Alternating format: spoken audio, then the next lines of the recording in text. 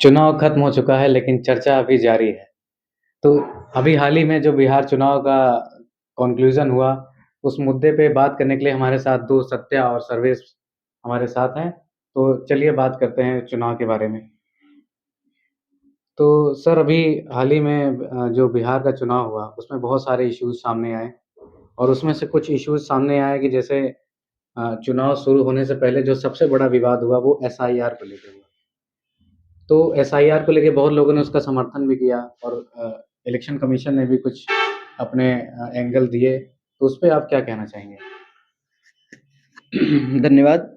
सब सबसे पहले तो मैं अगर ये कहूँ कि जो एसआईआर का मुद्दा राहुल गांधी जी ने और विपक्ष ने उठाया कि ये नहीं होना चाहिए, इससे वोट चोरी हो रही है।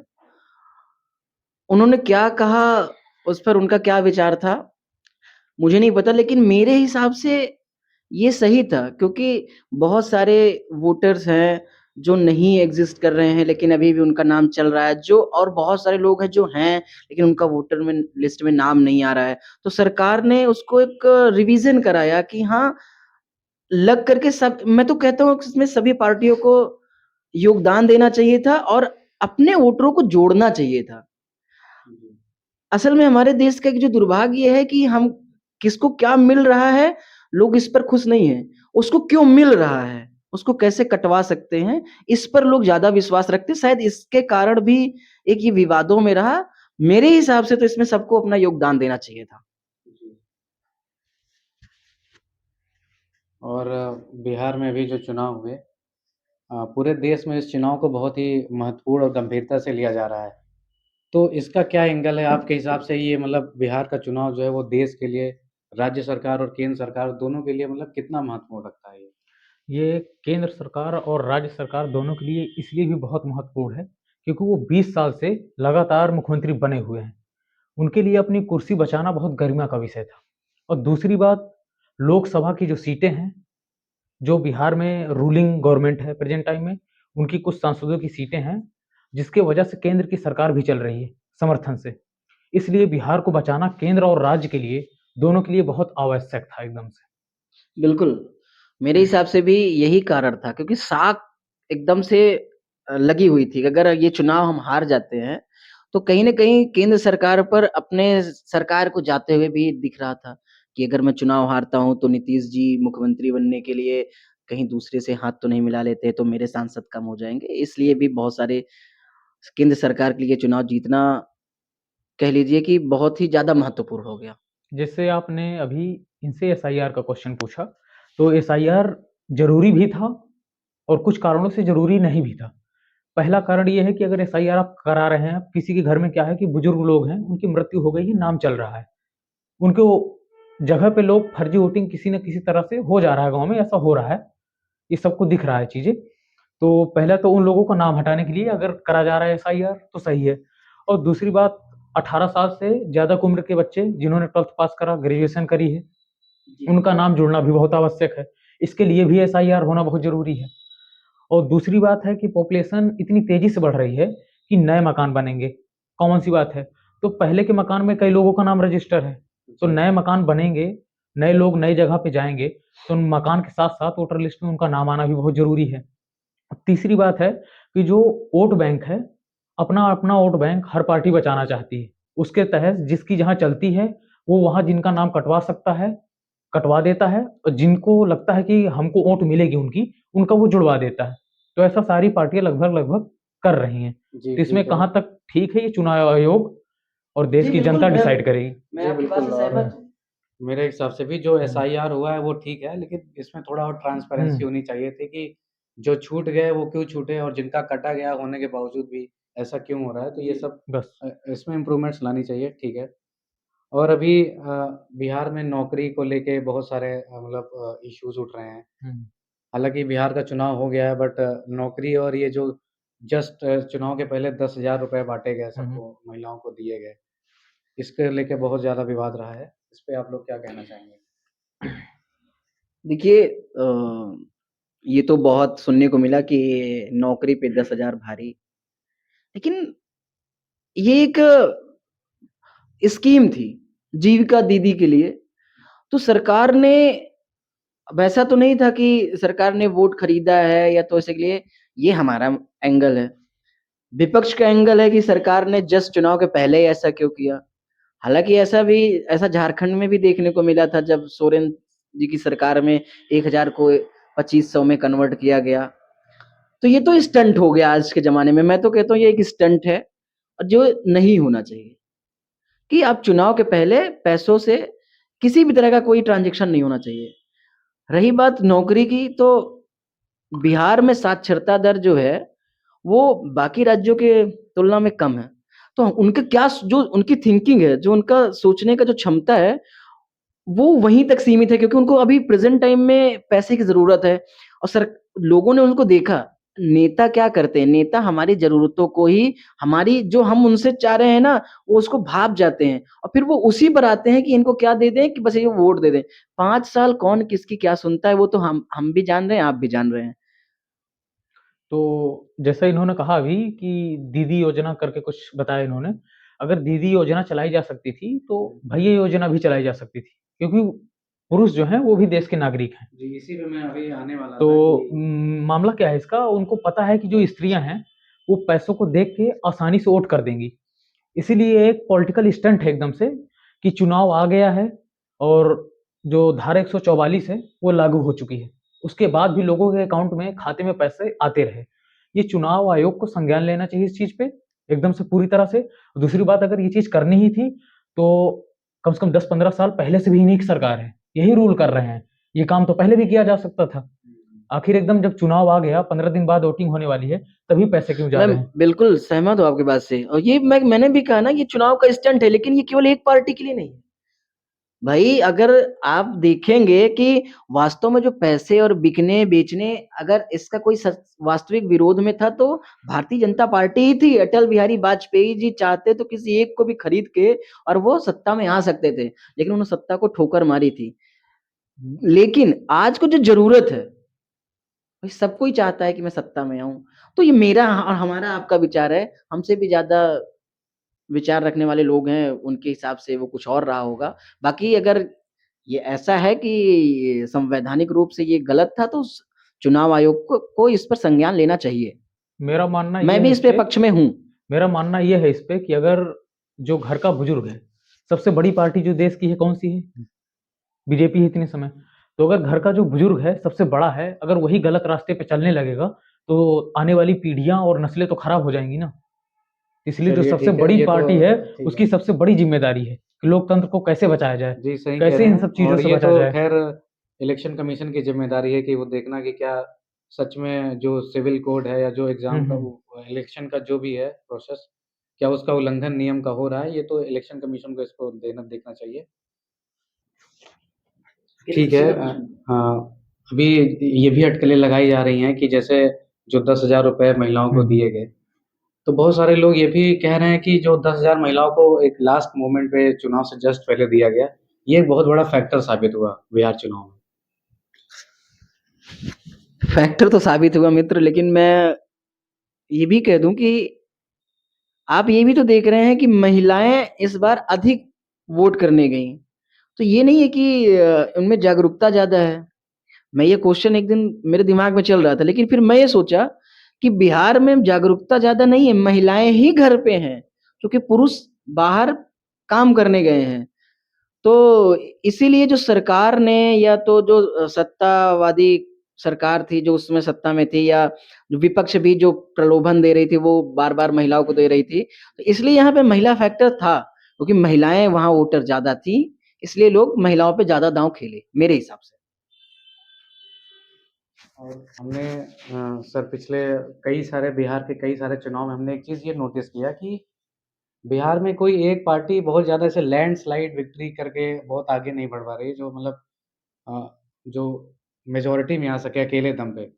तो बिहार में एक जो कोलिशन गवर्नमेंट का जो ये दौर है, हम्म। उसको आप किस तरीके से देखते हैं इसको? देखिए, जो बिहार राज्य है, वो जातिगत समीकरणों पर निर्भर करता है।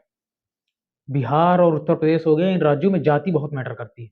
लोग ये नहीं देखते हैं कि उनका नेता किस चीज़ के लिए बोल रहा है, क्या लाएगा, क्या उनको देगा, क्या जनता को मिलेगा, ये कोई देख ही नहीं रहा। वो बस ये देख रहे हैं कि उनके कास्ट का है कि नहीं।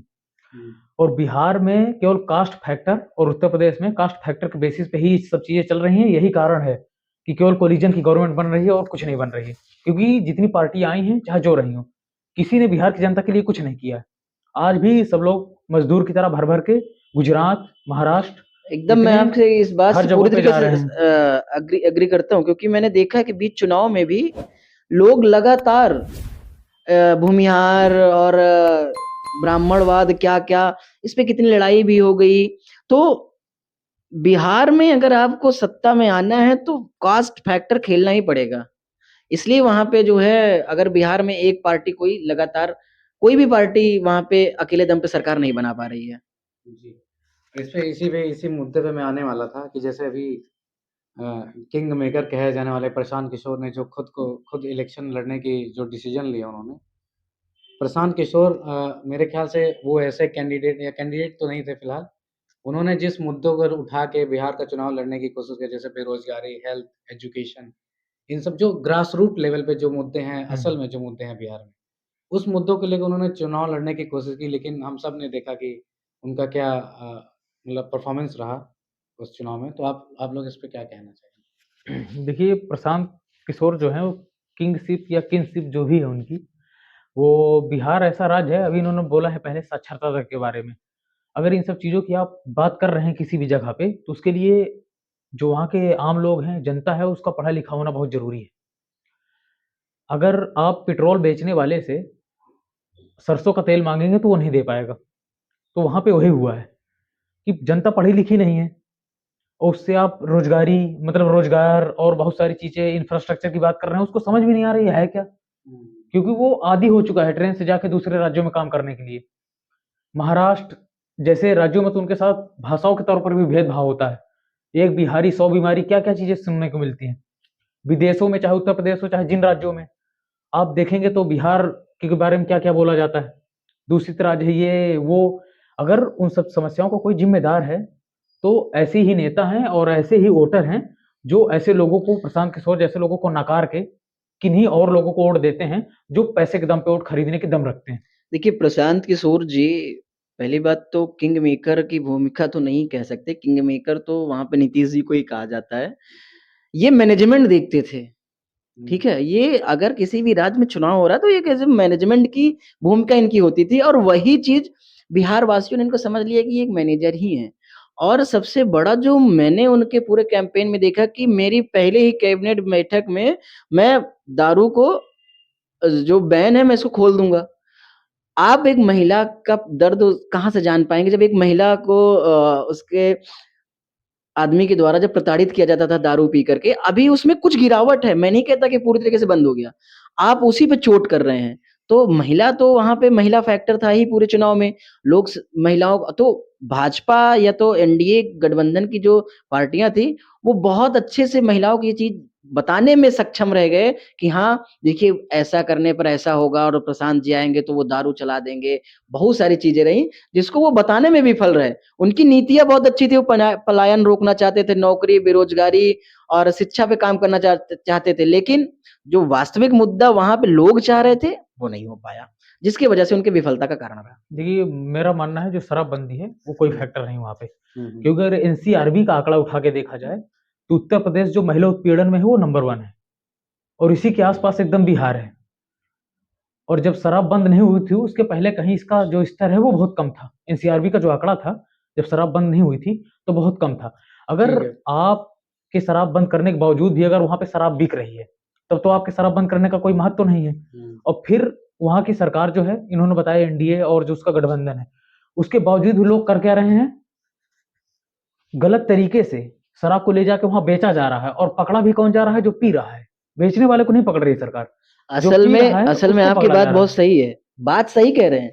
साक्षरता दर भी हम लोगों ने इस पे डिस्कस किया कि चाहिए यही था, लेकिन लोग नहीं समझ पाए ना। उनको तो ये था कि अगर शराबबंदी को खोल देगा, तो फिर से हमारा मर्द जो है शराब पी के आके हमको मारेगा। तो महिलाओं के जो मन के अंदर उनका जो अपनी बातों को रखने में जितनी कैपेबिलिटी मोदी जी की है, शायद इनकी नहीं रह पाई। जो मैनिपुलेशन या अपनी बातों को उनके अंदर तक ले जाने में सक्षमता रही, सक्षम दर रहा, वो ये नहीं कर पाए।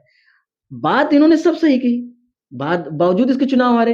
1 करोड़ की नौकरी की बात हुई तेजस्वी यादव के द्वारा, और बहुत राहुल गांधी जी आए, उन्होंने भी बहुत सारे मुद्दे उठाए, लेकिन आखिर में जीत तो एनडीए की हुई। इसका मतलब मैं ये कहना चाहता हूँ कि ये लोग अपनी बातों को उस गंभीरता के साथ रख नहीं पाए जनता के सामने, या तो वहां की जनता उस गंभीरता के साथ उसको समझ नहीं पाई, या फिर जो जिसकी जितनी सोच वो वहीं तक सीमित रह गया। और मैं इसीलिए मैं आपसे इस बात से एग्री करता हूँ, मैं आपसे सहमत हूँ कि प्रशांत किशोर जी का पतन, वहां पे जो क्लीन स्वीप 3% का वोट प्रतिशत उनको मिला, लोगों को वो समझा नहीं पाए, उनके कैंडिडेट 80, 200, 400 ऐसे वोट पर सिमट गए। वो यही कारण था, क्योंकि उनके सारे जो कैंडिडेट थे वो पढ़े लिखे, कोई डबल डॉक्टरेट है, कोई डबल एमए है, ऐसे कैंडिडेट थे। तो उनमें कोई कमी नहीं थी, लेकिन शायद उन्होंने अपनी बातों को अच्छे से रख नहीं पाया। उन्होंने टिप्पणी करना चाहते हैं इस पे कुछ कि उन्होंने अपनी पूरी बात को रखा भी बहुत शानदार, और जिस तरह से उन्होंने बिहार की उनका युवकों को, रखना अलग था, लेकिन लोगों को समझना वहां की ये नहीं उनकी है उस पे समझ की बात है। ठीक है। कि उन्होंने अपनी बात को पूरा अच्छे से रखा भी। अगर एक घर में एक महिला है, हम्म, अगर वो शादीशुदा है, पत्नी है, तो उसका पति भी होगा। तो इस जी हिसाब से महिला और जो पुरुष का समीकरण है वो 50-50% का बन रहा है। जी तो अगर आपने 10-10 हजार रुपए भेज के सीधा, जबकि आचार संहिता लगी हुई हो उसके ठीक है बावजूद सर, भी। आपके मैं इस बात पे आऊँगा अभी, लेकिन अभी जैसे इसी बात पे आ रहा हूँ लगभग हम्म, किसी दूसरे एंगल से। हम्म, जैसे बिहार में बहुत अगर बिहार को कंपेयर करें बाकी राज्यों से, तो अभी पिछले कुछ सालों से जो सेंट्रल गवर्नमेंट है वो हम्म, लगभग नेग्लेक्ट एक हिसाब से कह सकते हैं, क्योंकि बिहार में ये बहुत दिनों से चला आ रहा है। लेकिन जैसे ही अभी 2024 के जो लोकसभा इलेक्शंस हुए, उसके बाद अभी ये जो 2025 के स्टेट लेजिस्लेटिव असेंबली के जो इलेक्शंस आए हैं, इन इन दोनों के बीच का जो हमने देखा कि मतलब बिहार में एक जो बजटरी एलोकेशंस है वो एकदम से मतलब बढ़ गया बिहार में। इस ये किस तरह से बिहार को फ़ायदा पहुँचाएगा और किस तरह से ये बिहार के लिए नुकसान है? आप लोग इस पे क्या कहना चाहेंगे? देखिए, अगर इंफ्रास्ट्रक्चर नहीं है तो आप कहाँ से लाके पैसे वापस करेंगे? आप केंद्र से अगर कुछ लेते भी हैं और आपके पास देने का सोर्स नहीं है, तो आप कैसे करेंगे?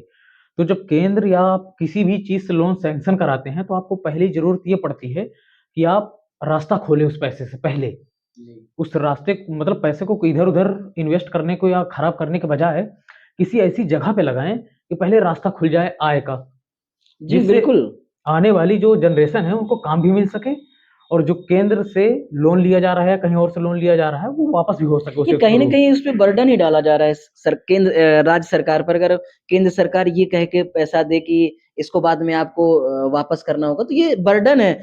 लेकिन जो आजकल प्रलोभन चल रहे हैं, चुनावी प्रलोभन है, लोग एक दूसरे को देते हैं, एक पार्टी दूसरी पार्टी, सब ये सब एक स्टंट की तरह बन के रह गया।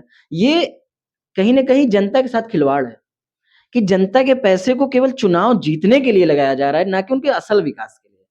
मैं भी ये सोचने का विषय है कि अचानक से कहाँ से आपको याद आता है कि हाँ, बिहार को भी इतने बजट की ज़रूरत है।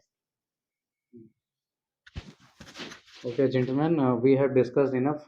तो मुझे लगता है कि अभी हम इस बात को अपने ख़त्म करते हैं कॉन्क्लूज़न के साथ। आप लोग के हिसाब से बिहार में ऐसी क्या चीज़ें हैं जो वहाँ का विकास में रुकावट बन रही हैं?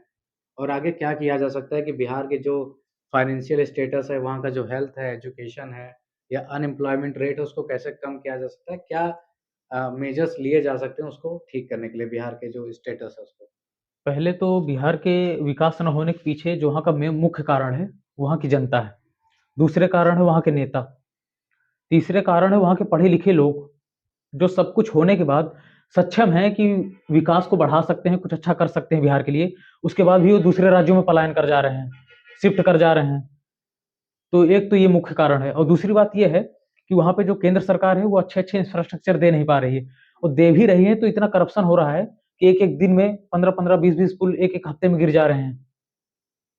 तो बिल्कुल, मेरे हिसाब से भी यही कारण है कि वहाँ की जनता, शायद वहाँ की जनता चाहती ही ऐसा हो, क्योंकि ये इलेक्शन ये दिखाया कि सामने वाली पार्टी कह रही है कि मैं आपको रोज़गार दूँगा, मैं पलायन को रोकूँगा, मैं यहीं पे इंडस्ट्रीज़ लगवाऊँगा, लेकिन उनका विश्वास उनके साथ नहीं रहा।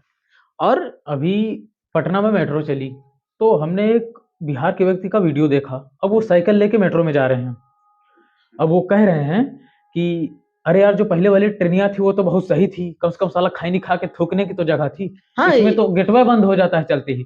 और जब उससे पूछा गया कि सर ये मेट्रो है, इसमें साइकिल नहीं चढ़ेगी, तो कह रहा कि 4 किलोमीटर तो हम मेट्रो से चला जाऊँगा, उसके बाद 6 किलोमीटर हमारा घर है, हम कैसे जाऊँगा? इसीलिए साइकिलिया लेके चलता हूँ। ये ये भी एक ठो ये विकास ना ये होने का कारण है। वहाँ के लोगों की सोच जो है आज भी थोड़ा-सा वैसी ही जैसे पुरानी थी। असल में इसका कारण मैंने जो जाना, मैं कुछ लोगों को जो बिहार में मैं जानता हूँ या सोशल मीडिया के थ्रू, कि वहाँ जातिवाद जब तक नहीं रुकेगा, ऊँच-नीच ये सब नहीं रुकेगा, तब तक लोगों की सोच ही नहीं डेवलप हो पाएगी।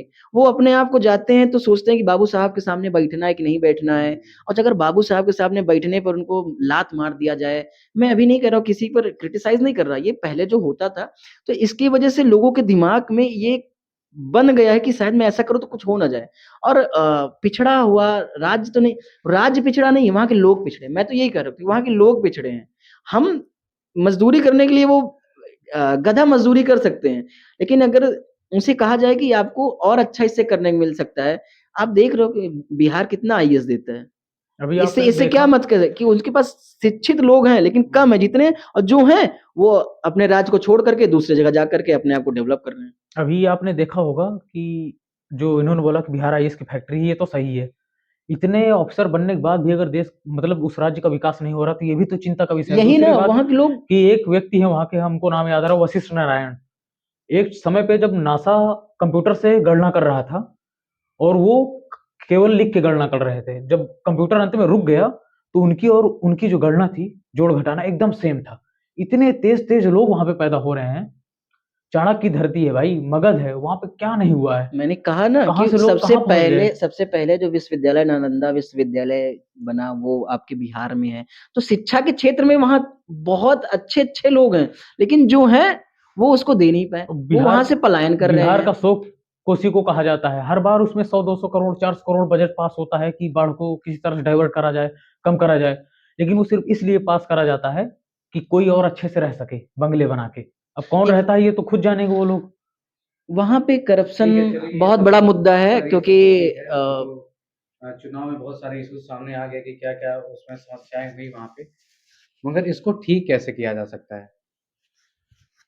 अगर मैं अपना विचार रखूँ कि इसको ठीक कैसे किया जा सकता है, तो सबसे पहले वहाँ की जनता को ये महसूस करना पड़ेगा कि 10,000 या 5,000 या चुनाव के समय एक दारू की बोतल, मुर्गा, इनसे हट करके अपने बच्चों का भविष्य भी हमें देखना है। एक वीडियो बहुत तेज़ी से वायरल हो रहा था, एक कार्यकर्ता था, मैं पार्टी का नाम नहीं लूँगा, जिसमें उस बच्चे से पूछा एक एंकर ने कि बड़े होकर क्या बनना चाहते हो? तो कहता है रंगदार। कह रहे, "अरे! ये कैसे बोल रहे हो तुम?" कह रहा, "हाँ।" कह रहा कि "रंगदार कौन होता है?" कहा, "बाहुबली।" कहा, "अच्छा अनंत सिंह को जानते हो?" तो कह रहा, "बिल्कुल जानते हो, वो तो हमारे बगल ही के हैं।" मतलब उसके माइंड में वो चीज़ें नहीं डेवलप हो पा रही, क्योंकि वो जो वहाँ का एनवायरनमेंट है, मार-काट, दबंगई, बाहुबली, अ, गाने वहाँ के ऐसे-ऐसे बन रहे हैं, तो थोड़ा-सा इसका प्रभाव मानसिक रूप से वहाँ के बच्चों में जा रहा है। मुझे लगता है कि उनको इससे बढ़ कर के थोड़ा आगे सोचना चाहिए, बाकी आपका विचार इस पर क्या है? जैसे इन्होंने आनंद सिंह का नाम लिया, तो आपको याद होगा कि आनंद सिंह के एक बड़े भाई थे। वो कोई बाहुबली हैं, वो खुद इस चीज़ को एक्सेप्ट नहीं करते, वो कहते हैं कि हम बाहुबली नहीं हैं, और बहुत जनप्रिय और लोकप्रिय विधायक हैं।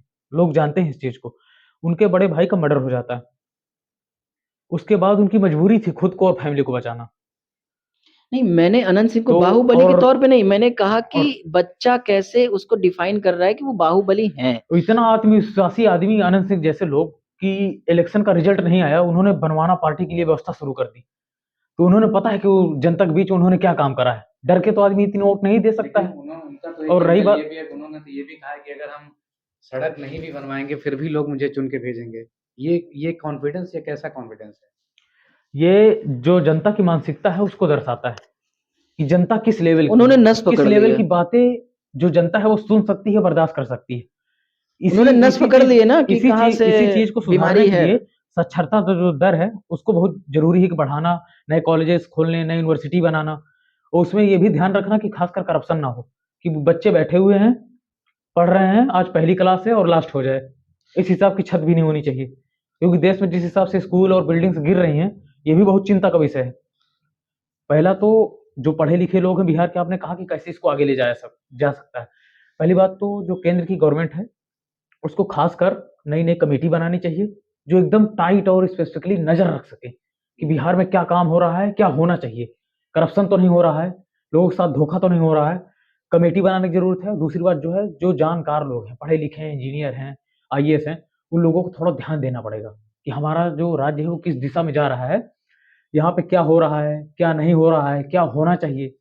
ये सब चीज़ें बहुत मैटर करती हैं। मैं तो क्या इस है, लोगों ने छोड़ दिया है, केंद्र सरकार ने नज़र रखना, और जो राज्य सरकार है, उसने भी नज़र रखना छोड़ दिया है। क्योंकि सबको अपना-अपना हिस्सा छोड़ मतलब पहुँच जाता है, तो लोग अपने हिस्से पर नज़र मैं रखते एक हैं, बात और राज्य कहना को छोड़ चाहूँगा के। कि जो ये बॉलीवुड है, चाहे भोजपुरी इंडस्ट्री हो, इनसे एक इनको मैं इनसे अपील करना चाहूँगा कि आप भी जो कंटेंट दें ना, उसमें बिहार को बाहुबली या फिर बिहार को क्रिटिसाइज़ करके उसको एक वर्कर यही सब मत दिखाओ। कुछ उसकी अच्छाइयाँ भी दिखाओगे क्योंकि जो चीज़ आप दिखाओगे ना, फिर लोगों के माइंड में वही माइंडसेट बनता चला जाता मैं है। बहुत ईज़िली इस बात को इनकी डिफाइन कर देता हूँ, कि जैसे बॉलीवुड है, तो उसका सेंसर बोर्ड है। कोई चीज़ अगर गलती होती है, तो वो उसको रोकता है, फ़िल्म हो चाहे गाना हो। तो जो भोजपुरी इंडस्ट्री है, उसका कोई सेंसर बोर्ड नहीं है।